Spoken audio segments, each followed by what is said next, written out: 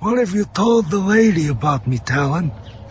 Car'das asked, as he gestured the two of them to seats on one side of the circle. Just to avoid repeating things. I've told her the basics, Card said, gingerly sitting down.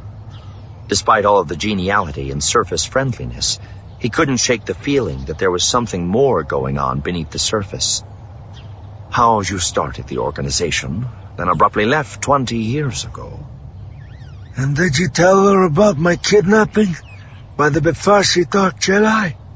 Car'das asked, his tone suddenly odd. That's where it all really began. Card threw a glance at Shada. I mentioned it, yes. Car'das sighed, not looking up at N2Ni as the latter put a steaming cup into his hands. It was a terrible experience, he said quietly, gazing into the cup. Possibly the first time in my life I'd felt truly and genuinely terrified. He was half mad with rage, maybe more than half mad, with all of Darth Vader's power and none of his self-control. One of my crewmen, he physically ripped to shreds, literally tearing his body apart.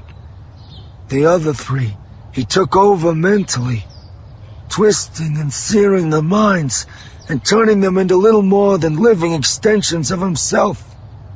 Me. He took a careful sip of his drink. Me? He left mostly alone, he continued. I'm still not sure why. Unless he thought he might need my knowledge of ports and space lanes to make his escape. Or perhaps he simply wanted an intact mind left aboard, who could recognize his power and greatness and be properly frightened by it.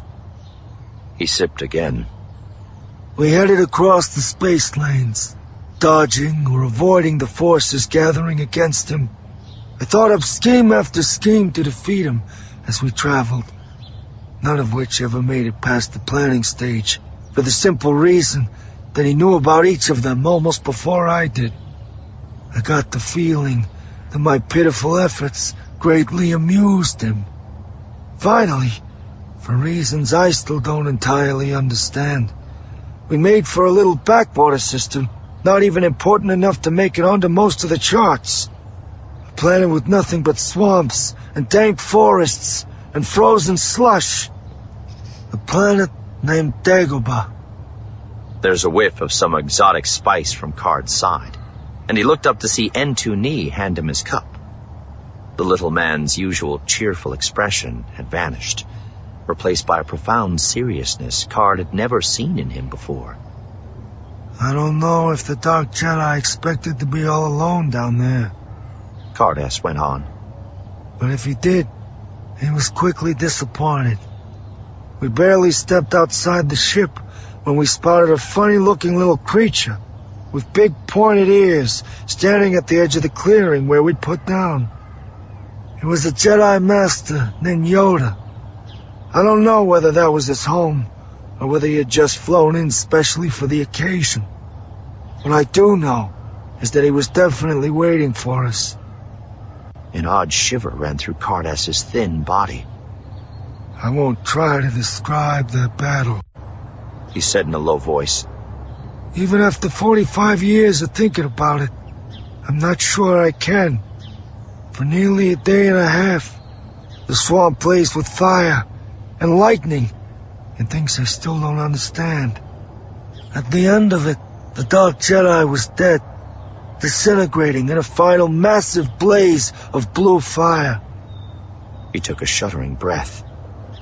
None of my crew survived that battle. Not that there was much left of what they'd been anyway. I didn't expect to survive either. But to my surprise, Yoda took it upon himself to nurse me back to life. Card nodded. I've seen a little of what Luke Skywalker can do with healing trances, he said. Better than Bacta in some cases. Car'das snorted. In my case, Bacta would have been completely useless, he stated flatly. As it was, it took Yoda quite a while to return me to health. I still don't know how long. Afterward, I was able to jerry-rig the ship well enough to get it space-worthy and limp home.